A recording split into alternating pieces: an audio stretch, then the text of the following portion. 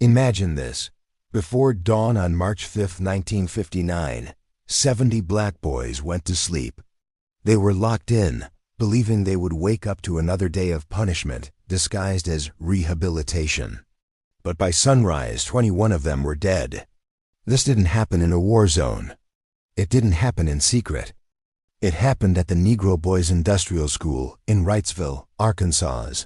Just 15 minutes south of Little Rock, 69 African American boys, from 13 to 17 years old, were padlocked inside their dormitory for the night. The doors were locked from the outside. The windows were barred. Around 4 in the morning, a fire broke out in the old wooden structure. What followed was sheer panic, thick smoke, and the horrifying sound of boys clawing for air in a place designed to keep them trapped. 48 managed to escape. 21 did not. Let's be clear about who these boys were. Most were not violent offenders. Many were homeless. Some were locked up for simple pranks, for skipping school, or just for the crime of being poor and black in the Jim Crow South. This so-called school was a school in name only. In reality, it was a warehouse for children that society simply did not want to see. The conditions were absolutely brutal. The dormitory was dangerously overcrowded, with boys sleeping barely a foot apart from one another. There were no proper bathrooms, just a bucket in the corner. The building itself was old, severely underfunded, and completely neglected. Safety was never a concern because, in the eyes of the state, their lives were not a concern. That morning, the ground was still soaked from thunderstorms that had rolled through earlier. The exact origin of the fire was never conclusively explained.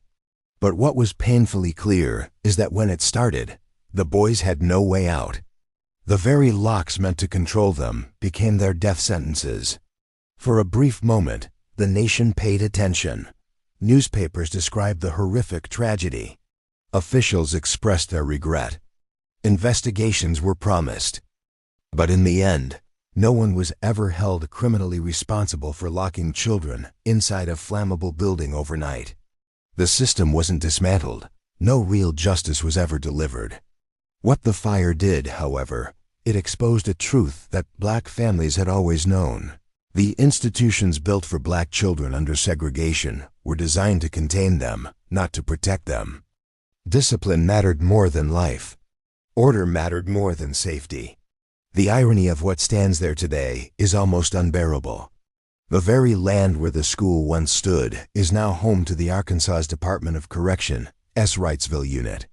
A site that once caged black boys now cages black men. The pipeline didn't disappear. It just aged with its victims. For 60 long years, there was no marker on that land. No public acknowledgement of the tragedy. No names etched in stone to remember the lost. It wasn't until 2019, 60 years later, that a plaque was finally placed to commemorate the boys who died that night. 6 decades of silence for children who never made it home. We tell this story not to shock, but to remember. Because this was not an isolated accident. It was the predictable, horrifying outcome of a system that treated black childhood as disposable. A system that confused punishment with care. A system that believed locks were more important than exits. Those boys had names. They had families. They had futures that were stolen from them before they were old enough to vote, drive, or even have their voices heard. History often reduces victims of tragedy to numbers, but they were children. And the fire that took them didn't just start in 1959. Its members were lit by decades of neglect, racism, and indifference long before any match was ever struck. Follow for more stories like this.